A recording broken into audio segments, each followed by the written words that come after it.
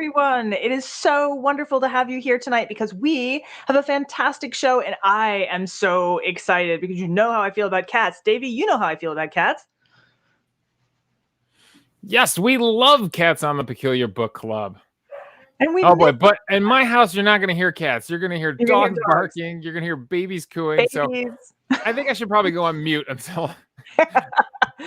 Okay, well then I know you guys are dying to see our wonderful guest tonight. So I'm going to ask Davey to do an explosion and to bring in magically Paul Koudounaris and cats. Paul. Hello. This is me and this is Baba. Oh, hello, Baba. Say hi, Baba. Face. Oh my gosh, I'm going to start full screen. Baba wants for dinner. She might run off. Baba, come.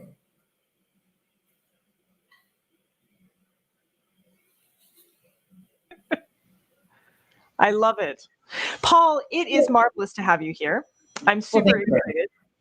Oh, yes, and Anna Lopez Cars recognized Baba immediately and was very excited. Baba's leaving. Maybe, no, here she's back. Baba! Okay, go ahead. Well, we have a lot of people here tonight. We've got some folks from Idaho and from Seattle and California. I saw several people, Leanne and Naomi, both in West Virginia.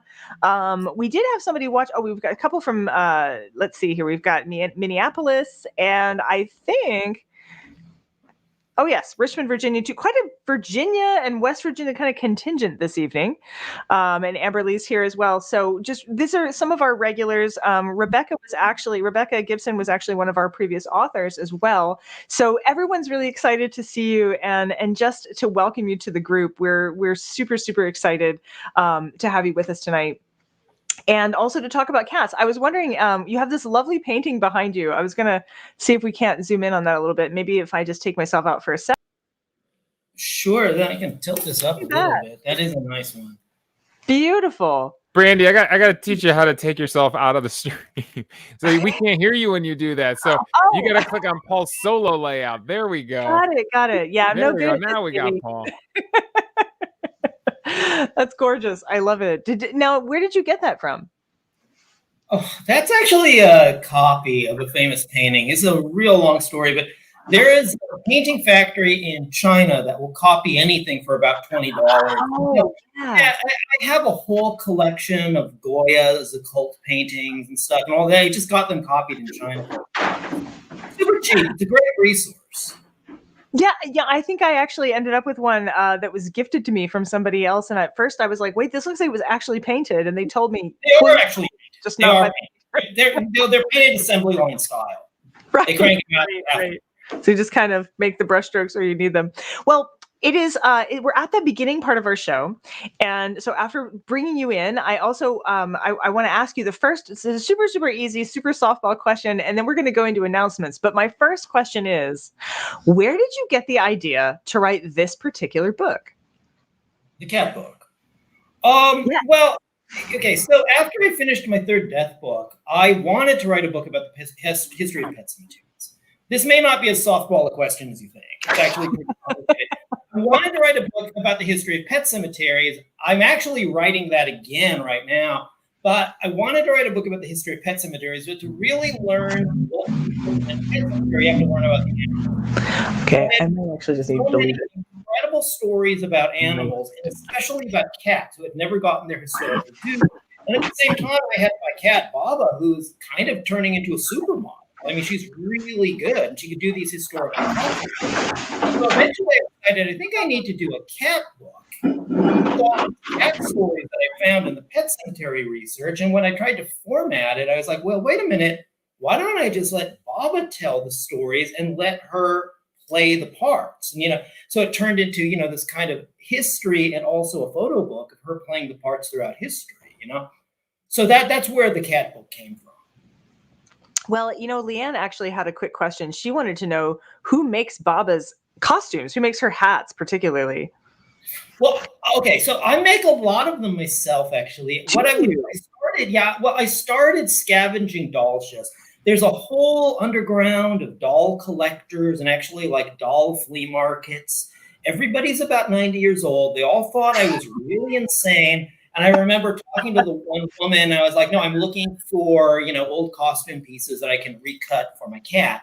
And she was really skeptical. And I was like, no, my cat's really good. In fact, I just did a photo of her as Andy Warhol. And she looks just like Andy Warhol. She's like, show me. And I showed the lady. She's like, oh my God, she looks just like Andy Warhol. How can I help?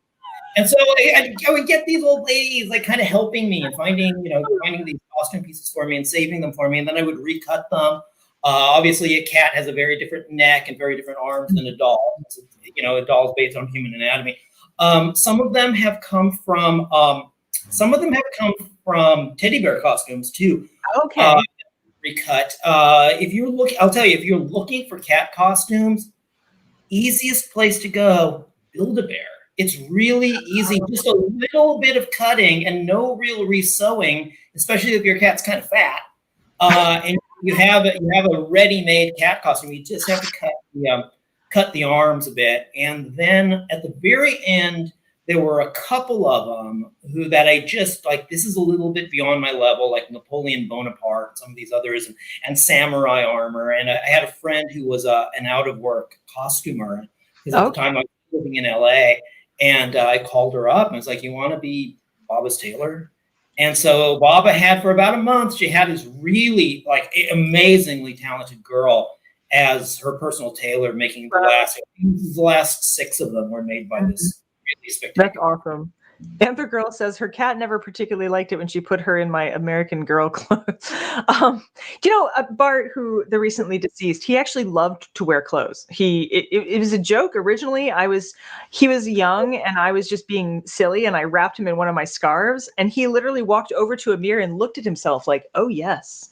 Cats are different, and I think we somehow we forget that. Like, I'd have these people say, it's like, well, this can't be real. My cat would never wear that. It's like, that's fine for your cat. My cat will. My cat's not yours.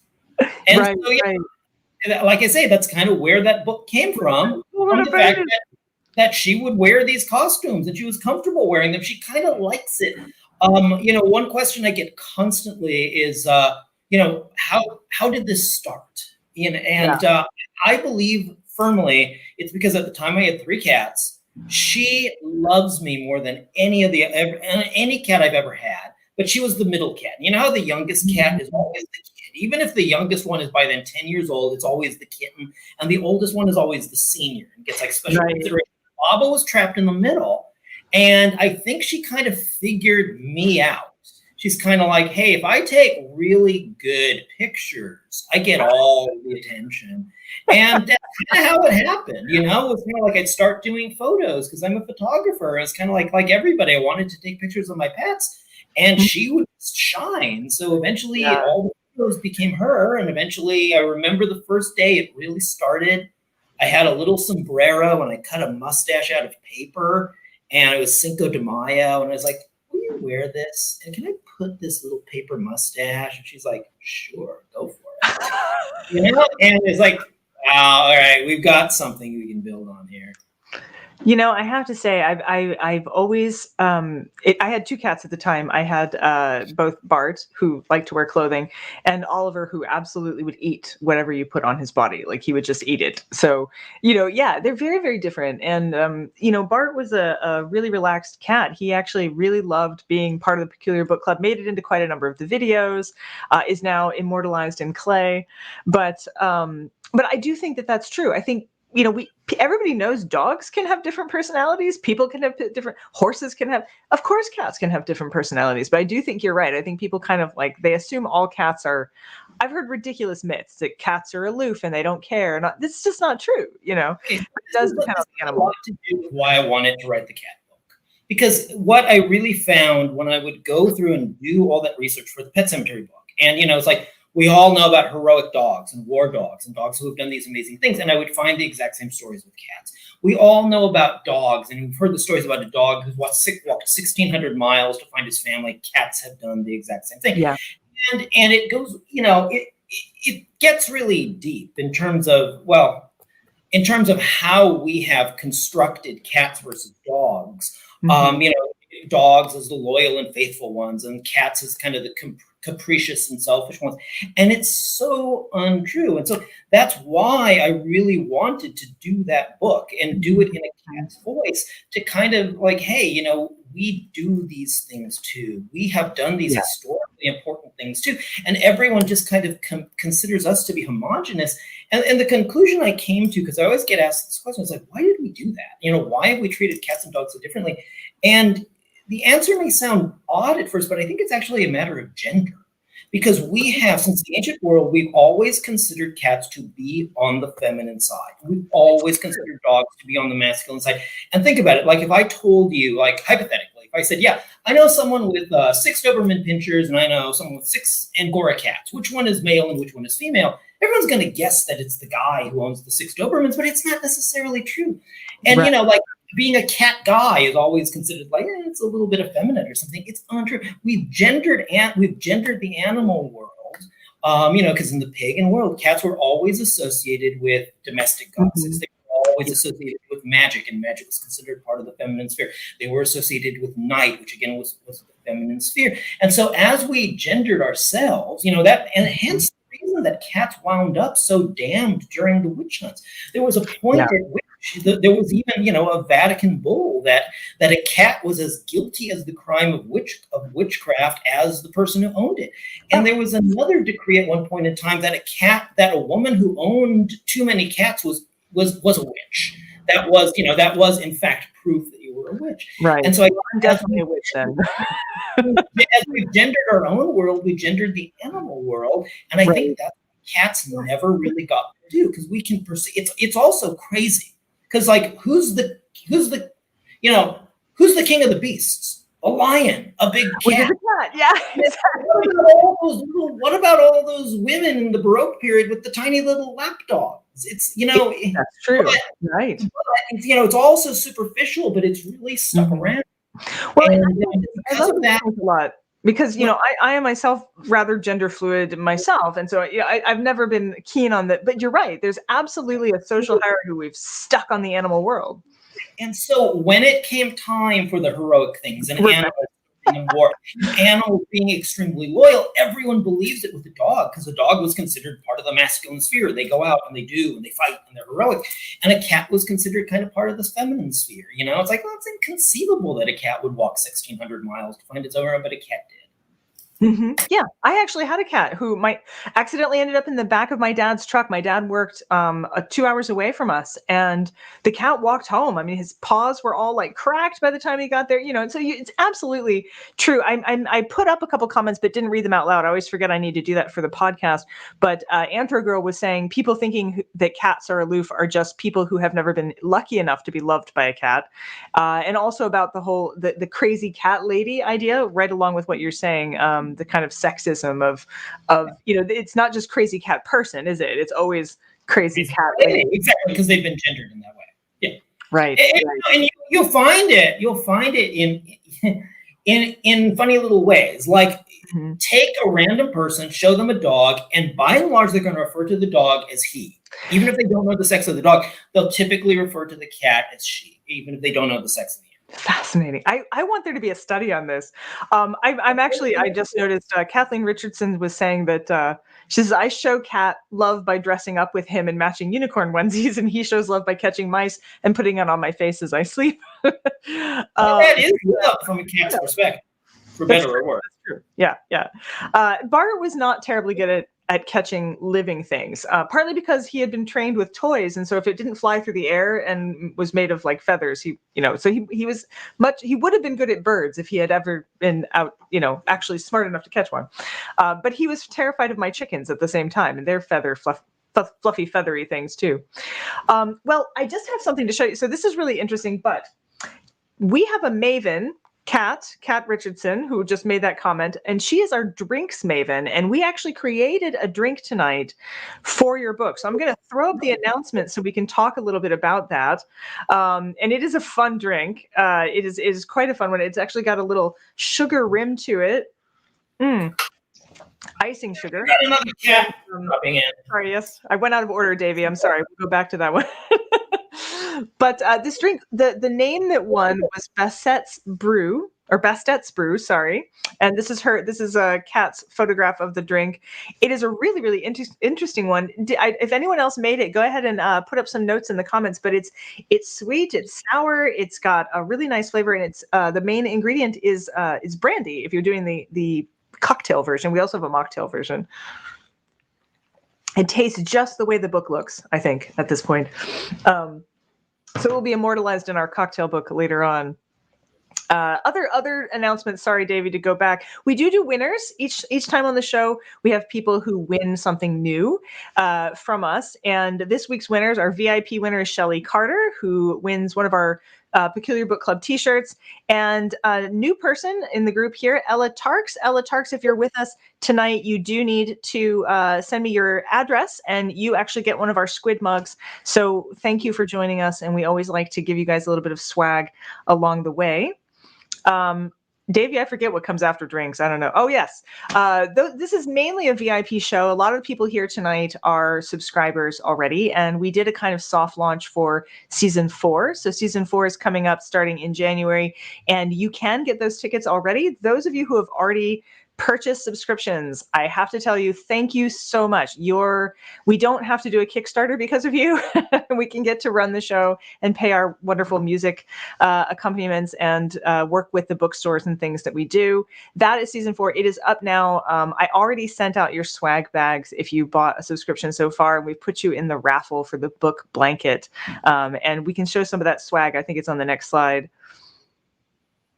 Oh, it's not. Okay, Charming Disaster Kickstarter. That's been ongoing. They've actually been funded amazingly, but you can actually, they can reach some of their stretch goals too for their new album, An Oracle Deck.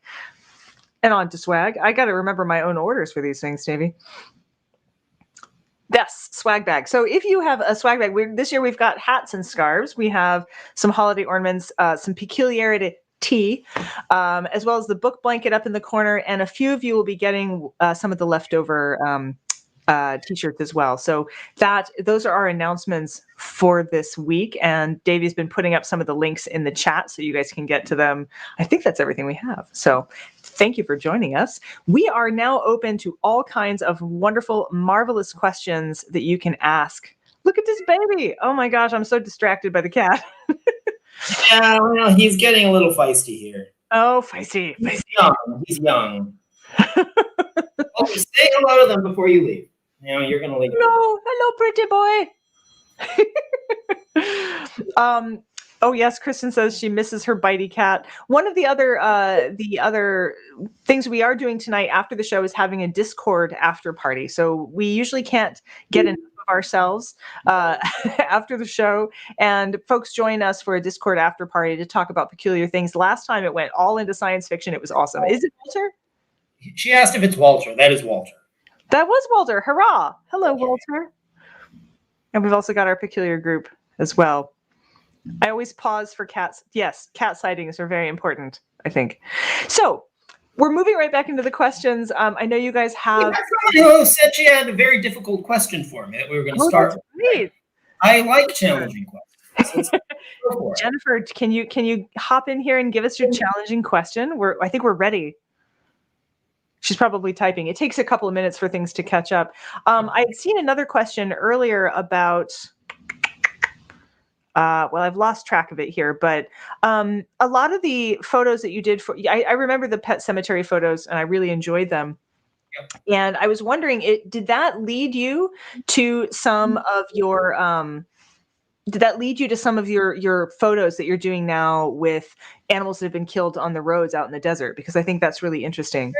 Not for those who don't know, it's a couple years ago. I was living out in the California desert by Joshua Tree, and there's so much roadkill out there. And whenever I would see a dead animal, I would just stop and have a little roadside funeral for it. And in part, it's because when people get killed on the road out there, someone always comes and they put like a cross out, I was like, well, someone needs to do something for these animals too, because they're getting killed out on the road unnecessarily, especially with the way people drive out there. And a lot of people abandon animals out there. And so I would stop for them, and I'd have a little roadside funeral for them and take a photo, to memorialize them. It's not something macabre, I would hide the blood and guts, but just something to say, hey, this creature lived among us and they died out here. let's pause and remember them. And so that's been an ongoing thing. But I don't think it's necessarily because I was researching the pet cemeteries. I think that's really something entirely different. You know? I probably would have come to that point anyway, just because it was so painful for me to see all these dead animals. Mm-hmm. Yeah. And I agree. Speaking of what happens to cats when they die, Leanne was talking about, according to Baba, cats turn into stars when they die because each star is a twinkle is a cat winking. And she wondered if you could comment on that. Well, that was one. Okay, so when it came to the cat book, and especially trying to condense all of ancient Egypt and cats into about 12,000 words, which is what that chapter related to. There were a lot of mystic thoughts and a lot of superstitions and a lot of traditions that I really couldn't fit in. So I just picked and chose what I found that I wouldn't say fit the best, but it's like thinking as a cat. And what would really appeal to a cat and kind of confirm the loving relationship with their owner? That thing that I found about, the star being kind of a cat winking down at them from the, having transformed and winking back down at them. That really appealed to me a lot. And so I went. I love that. We like to think that art has become kind of our patron saint. And I was thinking about, I do a new claymation intro for each season. And I was thinking about season 4 and having a kind of, handoff between the patron saint Bart with his, wings or his star twinkles and our new animal for the show. But then I get all, messed up and and weepy about it. So maybe it hasn't been quite long enough before I could do that. I see Jennifer has gotten part of her question. It looks like it's 2 pieces. So let me start with the first one here. From what I've seen in your books and Instagram, says Jennifer Pierce, it looks like you live your life very close to the veil, so to speak, digging in to cultural death rituals, past and present. You care for found bones. I'm going to look for the second piece here. And abandoned animals, and write about celebrating joys like cat costumes. I wonder how seeing everything you see that few others will affects your own views on living, mortality, and the afterlife. I don't think that those things that I see now really affect the way I look at living, death, and the afterlife. I think those things are an outgrowth of the way I already had been considering life, death, and the afterlife. So I'll tell you a very personal story. It's not a secret thing. It's just something I don't really talk about much because, it's hard to get into. But when I was in my first year of my PhD program, I was run over by a truck. Oh. And I should have died. Yeah, I should have died. In fact, I was taking a cat to the vet. And I guess proof that I'm a really good cat dad is that I woke up because I was in a car that got run over by a gasoline truck on the freeway.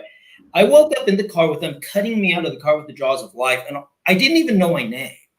And I asked them where the cat was, and they're like, "What cat?" It's like, "There's a cat in a box. Find the cat." And then I passed out again. So I guess that means I'm a good cat dad, right? Because I knew about the cat, even though I didn't know me. Don't know my own name, know the cat. Yeah. Anyway, and so long story short, I wound up for a period of time in a wheelchair. Of course, I had to have a few surgeries in order to get back to normal again. And that really had a huge effect on me. I think more than anything I think the stuff that I've studied after has more to do with that, because it really taught me some very important lessons I really needed to learn. And I don't want to ever have to learn them again. And I hope no one has to ever learn them so harshly as I did. Right. But it me a lot. I should have died. I was given a second chance, and it taught me to really appreciate little things. And it taught me about appreciating everything that lives and how all of it has a right to live as well as it can. And it also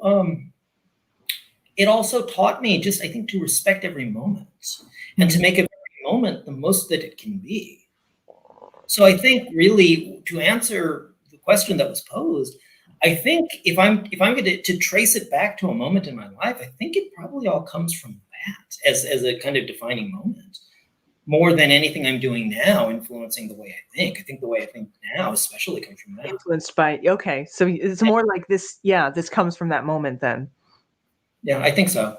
I mean, but even before, like, look, I had already had a master's degree in art history before that, and I was already the Fox Mulder of the art history department. I was already the guy, working on werewolves and stuff while everyone else was working on Rembrandt. So I think it was probably inevitable that I would get into the charnel houses and all that stuff. But I think this helped to give me, that accident helped to give me a particular focus, and a particular appreciation and understanding. I love that, to hear that, Paul. I mean, I'm sorry that you went through it, but it's really interesting to hear that. I was on a podcast yesterday, and they asked me, how did I come to get interested in the things that I do? And I told them a story about the fact that I almost lost both of my parents when I was 12. And that and how that impacts you at an early age when you're faced with the mortality and thinking that you might have to be the one who carries on. Jennifer Pierce says, beautiful answer. And I totally agree. That was really amazing. And I like to hear it because I think that that's true. I sometimes feel like people are looking for a different answer, but there's these core moments that happen in life, like touchstones, that really do impact. It kind of moves both ways. I feel like it affects the past and the future of what you think and believe. Yeah, I mean, it also, I mean, I could probably talk for days about the way that affected me. I remember I got back to UCLA. Amazingly, I only missed 2 weeks of class at UCLA just because I insisted on getting out of the hospital. They're like, we can postpone your fellowship for a year. It's like, no, I'm going back. I have to prove to myself that, it's like my body's broken, my mind's not. I have to go back and work, And I remember I went back and I'm rolling down the hall in the wheelchair, and then one of the instructors from the art history department, she looks at me. She's like, "Oh, you're back." I was like, "Uh-huh." She's like, "Were you able to get a handicapped parking pass?" I was like, "Uh-huh." She's like, "Oh, lucky you." It's like, "Oh yeah, lucky me." It's like kind of like that experience also. In some ways, I have to say, it also furthered me being jaded, by what I saw of other people. I mean, it affected me a lot. But in terms of the question that was asked, I think that has so much to do with who I am now. I don't see how it could. It really seems like you live every moment, and I mean that as a compliment and as a good thing. And I think that's actually brilliant. Someone earlier had asked a question about your life in the desert during and post-COVID, but I lost track of it. So I'll go back and look for it. I also see Kat had mentioned, she said, as a child, she always found the idea of cat mummies fascinating and respectful, and used to gravitate to the Egypt section of every museum. Cats in Egypt, together always fascinated her. So I'm sure that section of the book was probably one of my favorites too, actually. I'm looking for, I can't find that question. I'm so sorry. Whoever typed the question about lockdown in the desert, if you could just pop it back in, I'd really appreciate that. Leanne asks, your research into the origin of cat doors took you to colonial America. How do you do research like that? Were your findings contested? Which is a great question, because of course I do. No, because nobody is. It's not like I'm making some grand statement about some important historical figure. Nobody really cares, I think, who invented the cat doors. I do a lot of that research through old newspapers. It's amazing what you can find in old newspapers. If you can master the old periodic guides, the periodic guides where they're like, the old newspapers, it's like, what I would do is I would take the periodic guide, like the New York Times or the London Times or whatever, from like whatever way distant here, and I would look through, because if you're not familiar with periodic guides, they were like an index to an entire year's worth of news and stories. Yeah. And so, and they print these big books at the end. It's like, and so you go through those books and you would look up cats or dogs or whatever I was looking for, pet cemeteries or something. And then you'd find it. It's like, from the year 1871, there's an article about a cat that, saved a kid from a burning house. And then I would go play that article. And then it would be like, okay, and in the New York Times, it might be this tiny little thing, but you'd see the byline was from like Winston-Salem or something. Okay, that's it. I got to find the newspaper from Winston-Salem within that week, and that's going to have the full thing, So I'd kind of start out with, especially the periodic guides. I really used those a lot to find little hints that there was a bigger story somewhere else. Right. Yeah. No, that's brilliant. I mean, I'm finding myself doing that with a lot of my research. I never As a researcher, as a graduate student, when I was learning how to do historical research, no one ever mentioned periodic guides. And Really? it was just not, there was, I think academe has a funny view of popular media sometimes. And so that was something I came to myself later writing trade books, but you're absolutely right. I can lose myself. I can literally forget what I'm reading. Are they called readers' guides to periodic literature? That's what they technically are. Right? Okay. Yeah. So amazing. Well, also though, the kind of work that I've been doing, even the death books, and especially that cat book, it wasn't, none of them were conceived as straight academic textbooks. I don't want those. Right. And they couldn't be that because an academic publisher could not support, just in terms of the money put into the production value of the books, an academic publisher could not support that. And so they needed to have, they were designed from the outset to have like a crossover, to kind of be part of popular history too. And so I never had anyone, I never had an editor having any kind of problem over me using periodic guides or using newspapers and using popular. No. I think it's important because it shows what people really think about things, rather than, academia tends to get really focused on theoretically what something represents. But there's another reality too, and the reality is how things exist in people's lives. Yeah, which to me is, I think, because we're all common people, we all have common experiences, is more interesting in a lot of ways. I've got two questions coming in. Jennifer asks, where to go? Were there any heroic or interesting cat stories you uncovered that you couldn't include in the book? Because as you say, you've only got so many words. Yeah, sure. And obviously a lot of them, but I am currently going back to the Pet Cemetery book. And let me just say, there are some graves of cats that have done things that are going to surprise you if I can ever get that book out. The sad thing about the cat book is so many of the stories end up with like really sad endings, and I was really depressed half the time, especially like cats would survive and then something bad would happen at the end. Well, you look through that book and then it all becomes clear. It's like, oh yeah, he really was working on a Pet Cemetery book because there are some graves in this book. That is. Oh, Leanne asks, she said, I wondered if your cat's isolated with you in the desert. I think that was the earlier question about COVID. I mean, they were with me. What do you mean by isolated exactly? Yeah, I'll ask her to clarify that a little bit. I think for one thing, I didn't you just move when all this happened, or did you move before? Did you move during? No, I sold my house in Los Angeles and I moved out to Joshua Tree just before the pandemic started. And I wouldn't want to be anywhere else during the pandemic but in the desert. It was actually a lot of fun. Even, it's like, you have to be a little bit of a misanthrope to enjoy it. But, it was really like living in Mad Max. I mean, and it was like, the desert is its own beast entirely. There's a reason why. If you look at every post-apocalyptic film that's ever come out, or every post-apocalyptic novel, the landscape is always a desert landscape, because you can defeat forests, and you can defeat the ocean, but you just can't defeat the desert. The desert always wins. The desert has no friends; it only has victims. And so it was really, it was oftentimes surreal. Because, out in the desert, and the desert is its own beast. Like, even though I was technically in California, I'm closer to places in Nevada or Arizona. And it would be like, you'd wake up in the morning, it's like, there's a movie theater that just opened in Arizona again. That's only 3 hours away. Oh, look, there's a Thai restaurant in Nevada. And that just opened again. Okay, we'd be doing these crazy drives across these lanes. It was fantastic. Fantastically weird, but really a lot of fun. That's awesome. I actually lived in the desert when I was a child, and I grew up there early on in the Sonoran Desert. And I absolutely agree with you. I mean, there's just makes it part of my earliest memories. And we moved back to Ohio when I was still quite small. But it's odd to think that my very earliest memories are of sand, and I think that that's really interesting. I'm going to give you a preview of some questions that are coming, and then we're going to break for our musical interlude. What we meant by isolated with the cats. Oh yeah, I'm going to ask her to re-up that question. What does it mean by isolate? What did you mean by isolated with the cats? We have some questions coming up that are going to be about. Someone wants to ask you about mummies, and someone wants to talk more about cemeteries and about more about cat photos. So those things are coming up.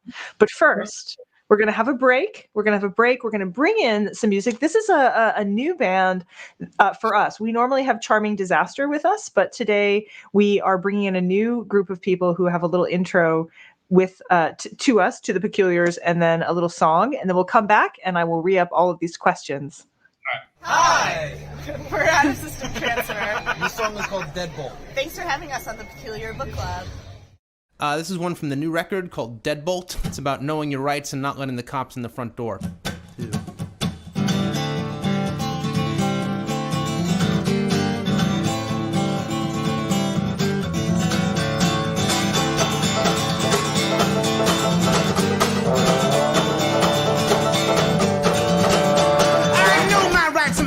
Locked. If you don't got a warrant, then you better kick rocks. I know my rights and my deadbolt's locked. If you don't got a warrant, then you better kick rocks. If you're man above the dark, real dog, you can call in every county in town. Without a piece of paper, it's just a sandpaper, but you're never gonna kick my door down. Cause ain't it's all inadmissible, case dismissible, and you're not quite as dumb as you look.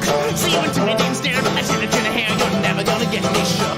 I know my rights and my deadbolt's locked. If you don't got a warrant, then you better kick rocks. I know my rights and my deadbolt's locked. If you don't got a warrant, then you better kick rocks. Dread some lines and helicopters in the sky, got a whole thing of shining new toys. But it means rock all and swatting strong souls, not afraid of some little boys.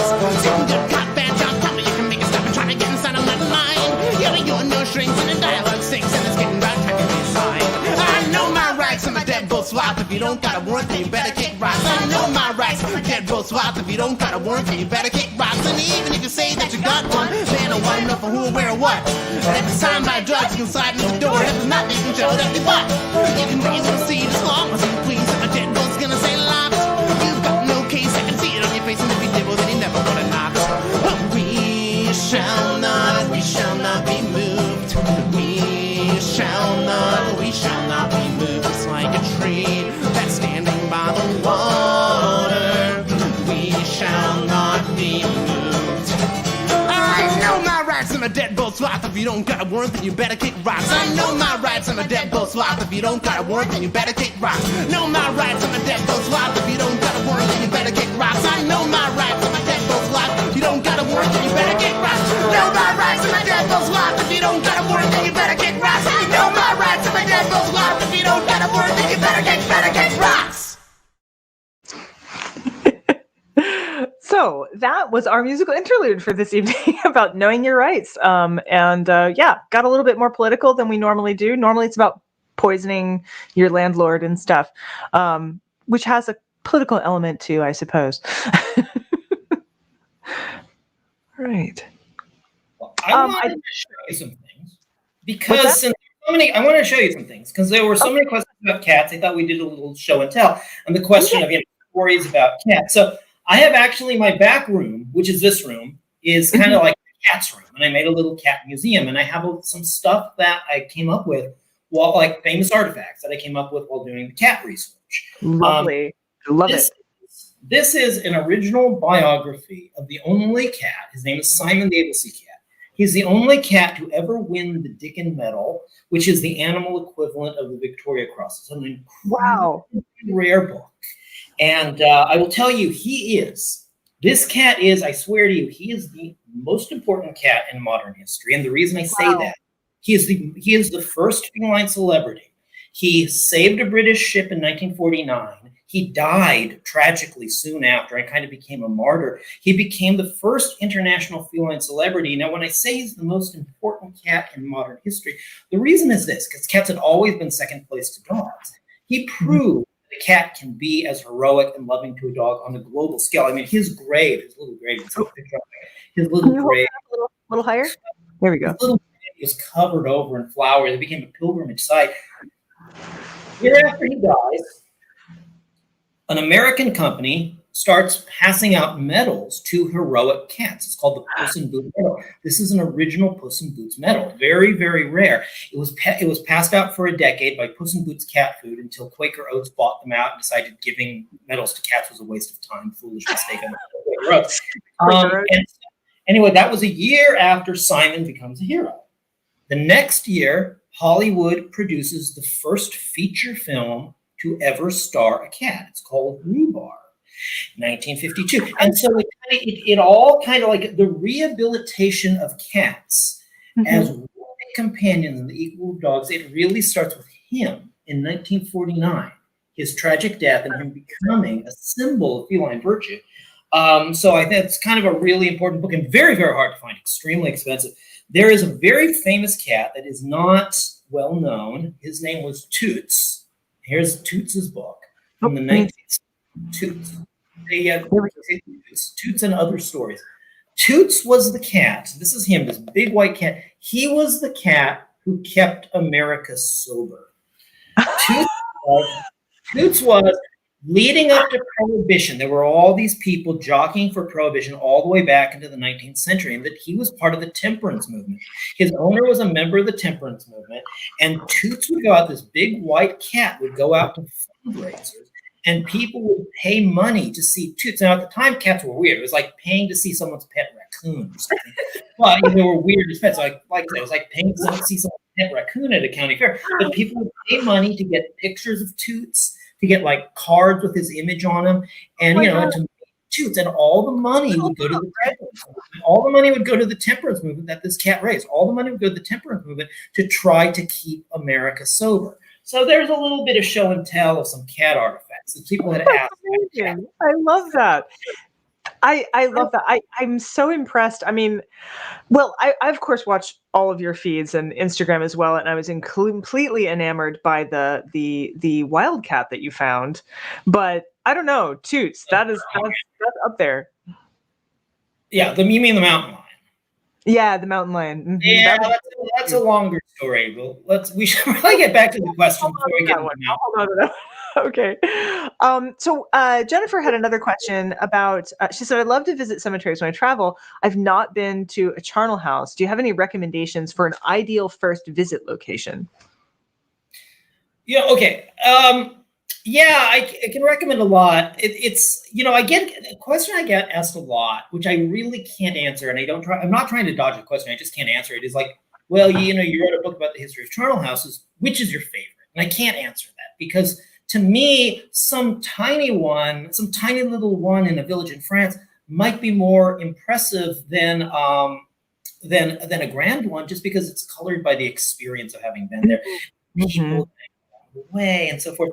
But I would say there's a kind of big three, which are the one in Sedlik in the Czech Republic that everyone misidentifies as being a Kutnora. There's the Capuchin Crypt in Rome. And then there's the Paris Catacombs. And I think if you were to visit none of those will disappoint you. So I would say take your pick of any of those if you just want to visit one. But I will also say, if you want to visit the best macabre site, forget those three and go to the Palermo Catacombs. Yes. The Catacombs is the largest in situ collection of mummies in the world. People forget that. How many people used to be mummified in Italy and displayed? The largest in situ collection, still in their original place, collection of mummies in the world. It's not in Egypt. It's not in the Atacama Desert or any of these places. It's in Palermo, Sicily. They've got a few thousand of them that have never been moved out of that crypt, and they're all nailed to the walls waiting to meet you still.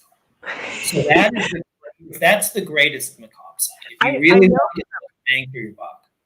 My primary reason for knowing that one is that is where my family is from, is Palermo, Sicily. And so I feel always like a kind of deep connection, but I've never actually been to Sicily. I've been to Italy, but not to Sicily. So it's on my list. I haven't quite made it there yet. It's fantastic, as you might imagine. And Sicily, by the way, has the best food in all of Italy.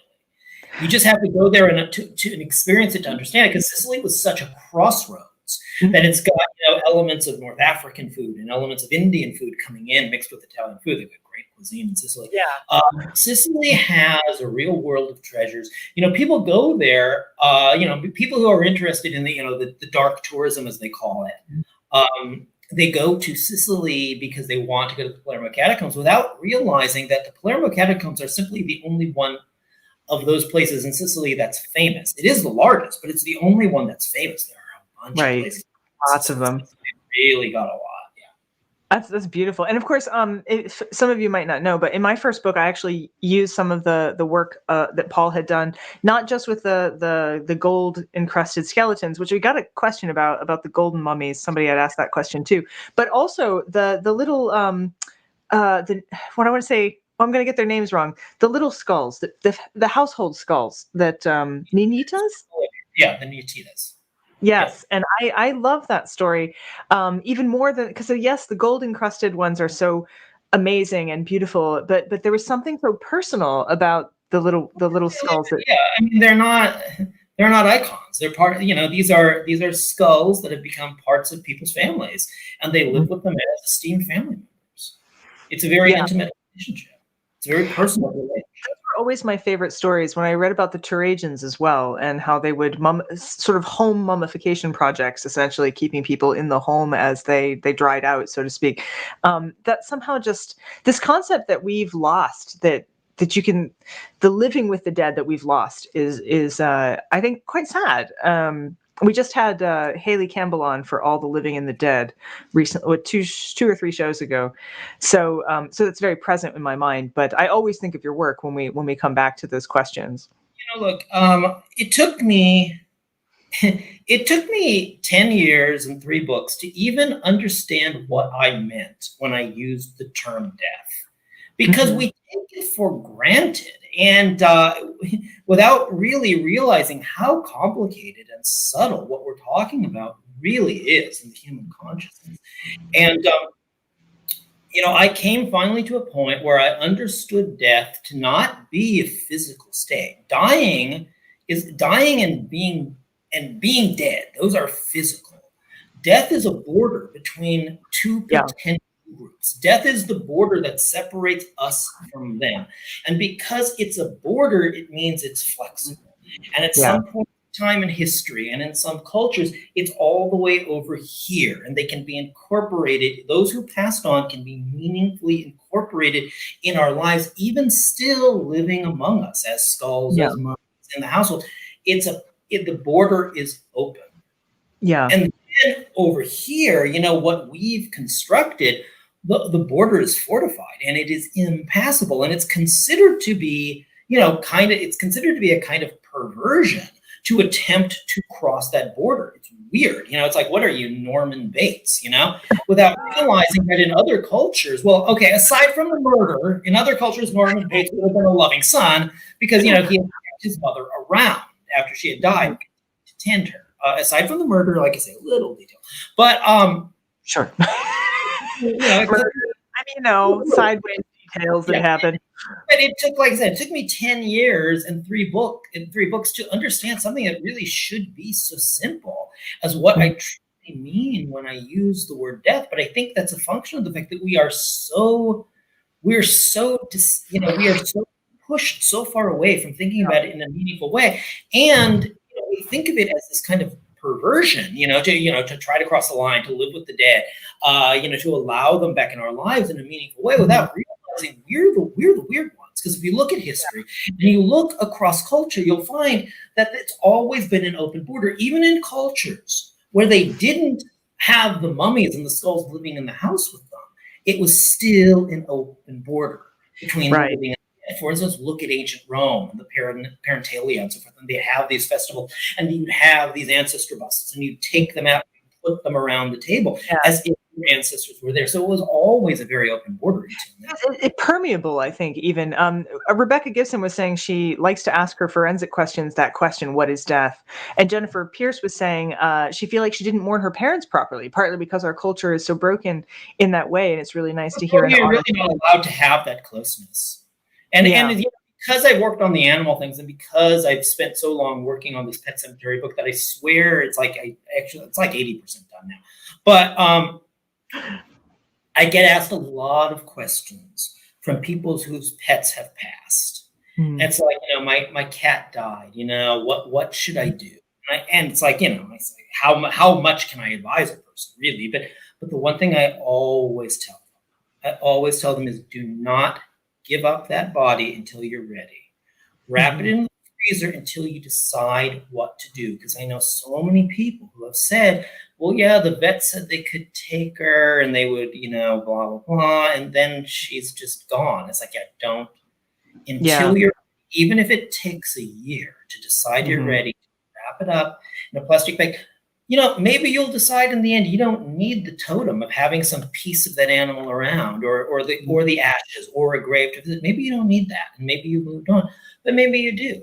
I am so glad when I lived in LA, I did not let anyone take my cat's body. I was like, no, I'm taking her with, and I buried her in the backyard. And when I moved, I took her again, and I wound up reburying her, and then I wound up digging her up when she was ready, and I have her bones preserved in a kind of little reliquary, because it took me a long time to figure out, am I comfortable with having her in the house? Where do I want her? Yeah, so I always say that. Like I say, it's, and I know this came from mourning some, the discussion of someone mourning someone's parents, but they're not really that dissimilar, because they're members of the family. And they are. Animals, when it comes to animals, we are not allowed to mourn them. They're allowed. It's so funny with them. They're allowed to live as part of the family, but they're not allowed to die as part of the family, because there's this kind of prejudice that dying well and being mourned is for humans. I wrote a paper.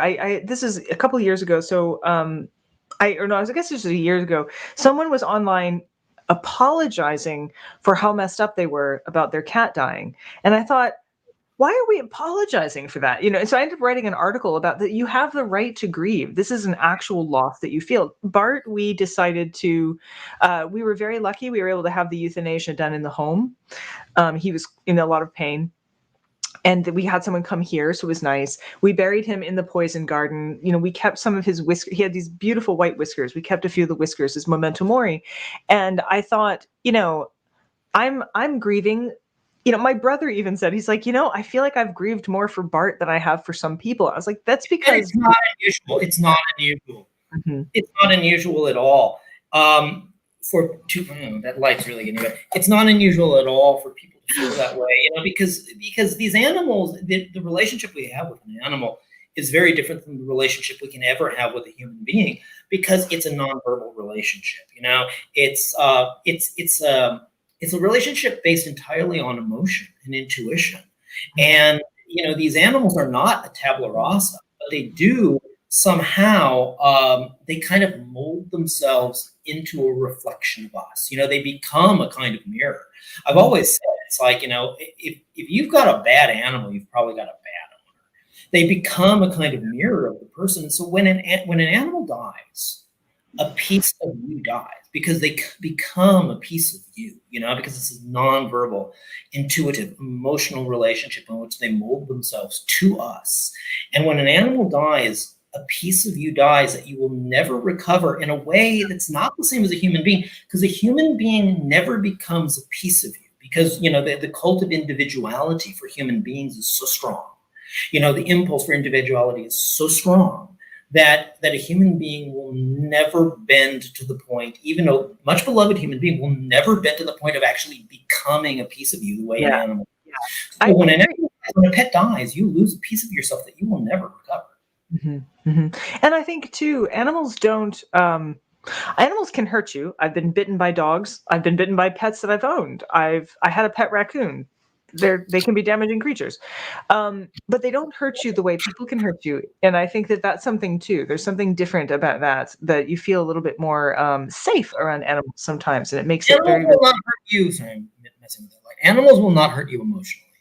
No, they won't. They won't. Yeah. Kristen Meston said, this is really interesting. Our relationship with our pets are much more physical too. We touch them. Yeah, that's true. That's a great point. Other humans. Yeah. It's a very tactile relationship. Jennifer Pierce says, I'm crying. I don't know about you guys.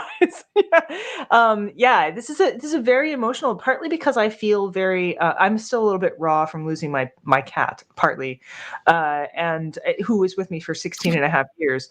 And, I think this is a really important conversation to have about the value of grief and the value of cats. So we're going to take a brief moment, because I know we're all about the jeweled skeletons, right? Yeah.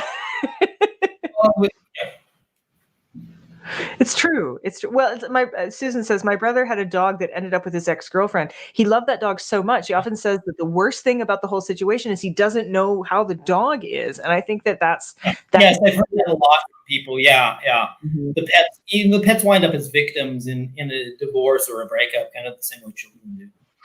Yeah, several people up here, I've lost a little bit track of the thread. We're talking about having to rehome an animal for various reasons, and then feeling like they can't properly grieve them because they don't know when they were lost.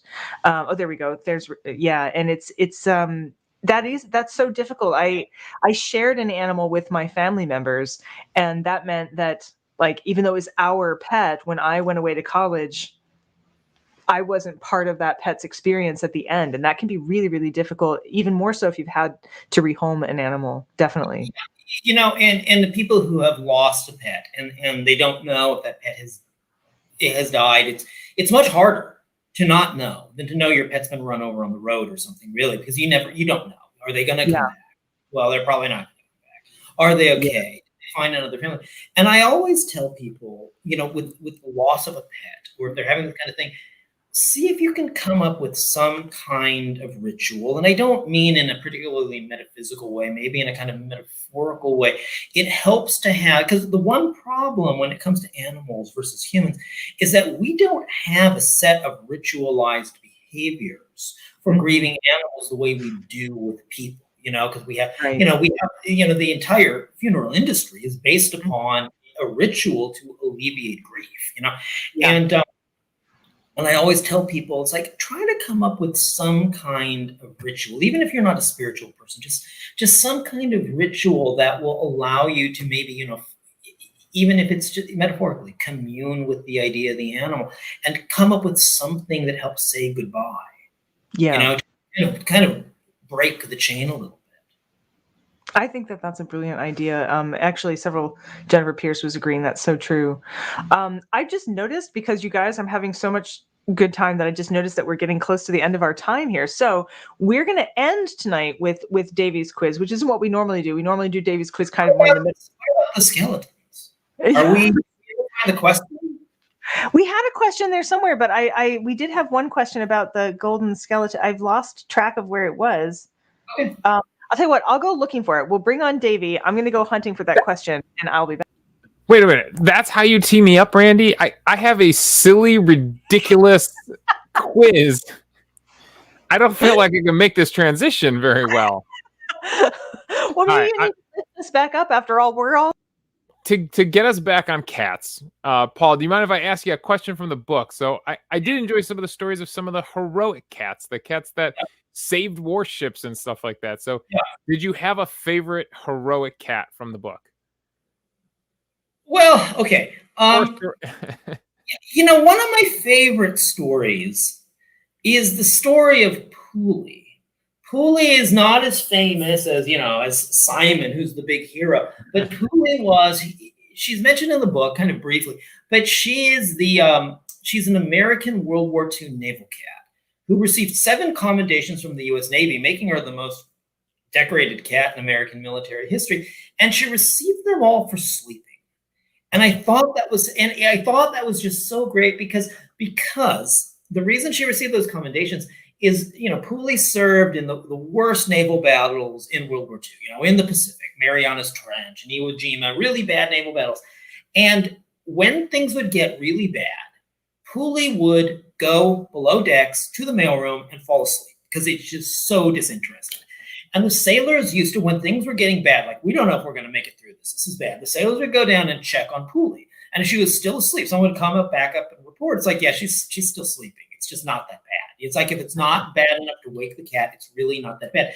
And I love the idea of a cat doing what cats normally just do, but bolstering the morale and the courage of a bunch of professional soldiers.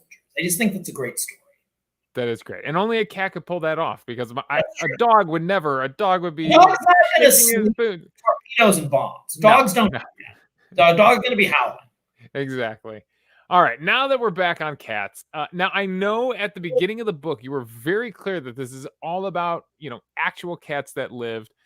Yes. Unfortunately, I can't ask you a question about a cat that lived. You are the expert on that. So to challenge you on this quiz, I had to ask you about cartoon cats. I'm going to fail. So, well, the peculiars are going to help you out. And this is something we've never done before, because Brandy, this is not a traditional quiz here. Okay. I'm here for it. Stick with me here. What we're going to do is I learned PowerPoint just for you, Paul.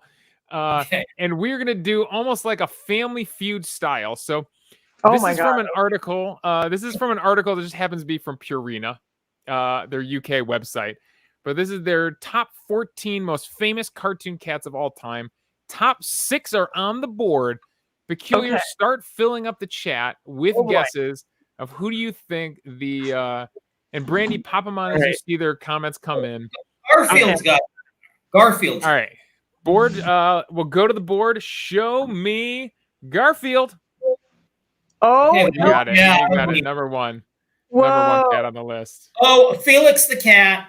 Yep, there's Felix Amberly. Amberly's The coming in with cat. Felix the Felix. cat. Show me Felix. There Oh, he is. Oh, Kristen. there's someone between Garfield and Pink Pink Panther. Panther. We've got a Pink Panther out there. Pink Panther. All right, board. Panther. Where I lost my mouse now. I got so many screens up.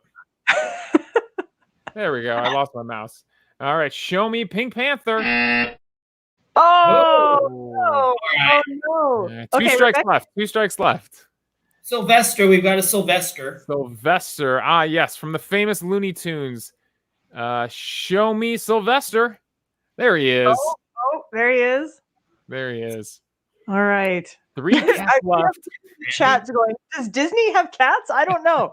Yeah, I'm trying to think of cartoon cats. Oh, do the Aristocats count as one? Oh, yeah, Oh, yeah. we have a cat for the Cat in the Hat too. That's going to be in there. That's probably number 2. All right, show me, and I got to check my chart. Show me Cat in the Hat. Okay, There he's he is. He's 6. number Okay, no, 6 on the list. I'm Do the interested in Cats this. count as one cat. What's that, Paul? Do the Aristocats count as one cat? Though? Sure. We'll let you count as a guess. Show And me we also have Aristocats. Oh, no. No, not okay, Aristocats. wait a I think they came in at Pink Panther came in at number 10 on the list. Hmm. Duchess from the Aristocats came in at number 13. Oh, we've got several people suggesting. Oh, I totally forgot about Tom and Jerry. Some people were suggesting Tom and Jerry. All right, Isn't show me Tom. Oh, There he there is. he is. Oh my One gosh. cat you guys left have in the totally top run out of 6. cats. And this was going to always be the tough one. This was always going to be the tough one. Well, It's an older. I'll give you a hint. It's an older cat from the 60s. from the 60s. Yeah. From the From the 60s. Like, would that count? Would the Cheshire Cat count? I don't know. That's not from the 1960s, though. Far Far before the 1960s. 1960s. Was there a No, cat? I don't watch cartoons.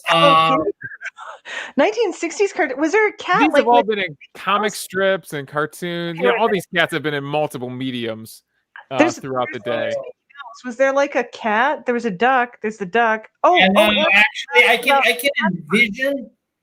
envision it. I don't remember the name. There was a famous cartoon cat or a comic cat from the 1960s. If you give me a little bit of the description, maybe we'll. all right. So Amberly suggests Snagglepuss. Scraggly. Wait, wasn't there a dog? What was the one that went? Was that a dog? That was a It might dog. have been a dog. That's a dog sound for sure. Who would like exit stage left? Who was that? Wasn't that a cat? Oh, maybe Right. that wasn't a cat. Do we have a guess for the final cat? Cat number 5 on the top 14 most famous cartoon cats. Felix is. Well, Felix we already have. Yeah, we already have Felix. He was number 3 there. Well, hold on. Jennifer suggested Hello Kitty, but that's not from the 1960s either. I know. I kind of really narrowed you down with the 1960s. Jennifer might know what she's talking about. Top Cat. What's Top Cat? I don't even know this. I don't know, but go for it. Jennifer, did she figure it out? Number 5 was Top Cat. He's the guy. He's the exit stage left guy. There you go. I just Is didn't that know he who had you pictured in your head, Paul? I don't know. I don't think so. I definitely remember the purple vest and the purple hat. Definitely. Oh, I don't heavens know. to me. Like a genie. British? Top Cat. He was the leader of the Manhattan Alley Cats. Yes, I remember that guy. He carried frequent get-rich-quick schemes and would evade Officer Charlie Dibble. The cat How is was he always trying to more catch him. How is he more famous than the Cat in the Hat? Yeah, you wonder that, right?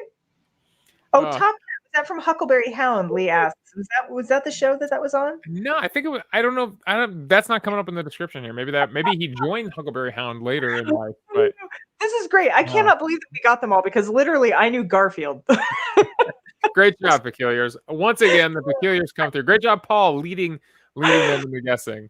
Okay, everybody likes that one, Davey. We might have to do the whole game show thing again. Yeah, the game show thing, definitely. Yeah, now that I know how to do it, it's just a few hundred clicks on PowerPoint to get that all set up.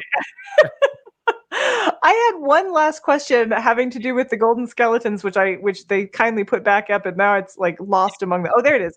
It was Leanne's question. Since you're an expert on mummies, tell us about the golden mummies and how you knew that they were not fakes. It was something to do with hair. Okay, so she's not talking about the golden skeletons. Oh, okay. She's talking about gilded Buddhist mummies. Oh, and there are some in my book, Memento Mori, and this is so in Asia, there's a whole there's a very ancient school of self-mummification.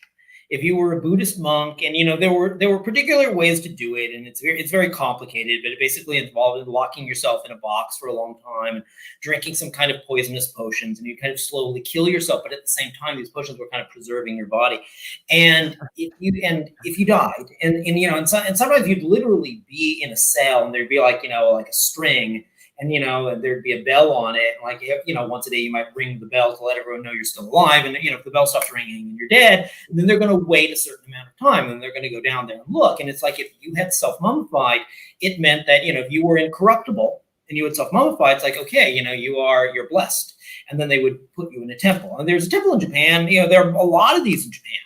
A lot of these mummies in Japan, these self-mummified people, but there are some of them that are gilded in gold, and they would take them out. I found several in Taiwan, some in Thailand, and they would take them out and they'd gild them in gold. And I remember very distinctly, I was working on my third death book, and I was in Thailand, and I was talking to this guy who was a driver, and he had taken me to some sites. I had hired this guy, and he's like, you're interested in the mummies, there's a village that I've been to, and they have a mummy up there, and it's very nice. I can take you up there. And so I hired this guy to drive me up there. And we get up there, and it's like, this is a scam. It's like, why am I paying you? This is not a mummy. This is a statue. It's, golden guy in this yoga position. And he's like, no, it's a mummy. It's like, it's a statue. He's like, no, look, there's hair growing out of his arms. And it's like, I look really close. Yeah, you're right. There's a person up there. You're right. And that was my first introduction to those. And it turns out they're really not that uncommon. I think that, like I say, I found several of them in Taipei. And I think it's a thing where, if outsiders go to visit, they just see, and in some cases, the gold is applied, they'll keep applying it over time. And so in some cases it becomes so thick that it looks for all the world like, yeah, it is a statue, but there is in fact a human being under there. And all of them are known. There are, it's like they're not fakes. It's more than just hair growing out of them. There are biographies of these people. Some of them have even eventually been x-rayed and so forth, and there are people under there. So they're trained to self-mummification. That's like a level of commitment. So that you can tell as soon as you see him. There was one named Dexiu in Taiwan, and she you can really tell because she died old, and the wrinkles on her face were so pronounced that when they put the gold, it really sank into the wrinkles, and you can kind of tell that that's a human being under there. But like I say, in some cases, the gold just keeps being applied and so liberally that it really, for all the world, it's just a thick top coat over them. Now, is it a gold colored paint, or is it actually is it gold? It's gold. Yeah, it's gold. It's gold. Okay, yeah. So I mean, these statues must weigh a ton. Well, I don't know. I've never picked them up. I wouldn't be allowed to. They're sacred objects. I don't know how much they weigh. I mean, if you're basically if it's a thin layer of gold, it's not gonna make it that heavy. Right. It's not like they're made of steel. But kind of mummification. Very expensive. It may be that when the gold starts to chip and crack, I don't know if they're coming along with some gold paint and just kind of touching it up, or if they're really using gold each time. I can't. Right. That's fascinating. I'd heard about the self-mummification. I don't think I realized that they had been treated with gold. I don't know how I missed that. Only some of them, they don't do it. Okay. And this is part of the reason why a lot of people don't know about it, because this practice, the self-mummification, is It's most commonly known of in Japan, but in Japan, they cover them in gold. Okay, I see. I got it. Okay. Yeah, that's fascinating. That is amazing. You'll find some in Vietnam too.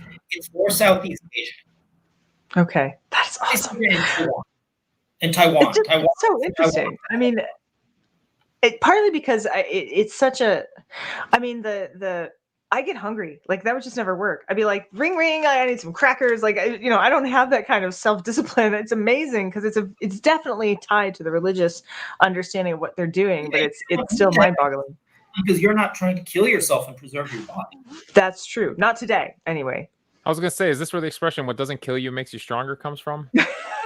What doesn't kill you might get you covered in gold later on. It's possible. We have come to the end of our show, though I feel like we could talk to you literally for days, Paul. Everyone has so enjoyed having you. I didn't even get to all the questions, but it has been an absolute joy and an honor, I think, to have you on the show here tonight. We're so glad that you could come. And I hope that you'll be back. Yeah, sure. The cats have gone off to dinner, I'm afraid, so I'll apologize their departure, but they're doing something in the room.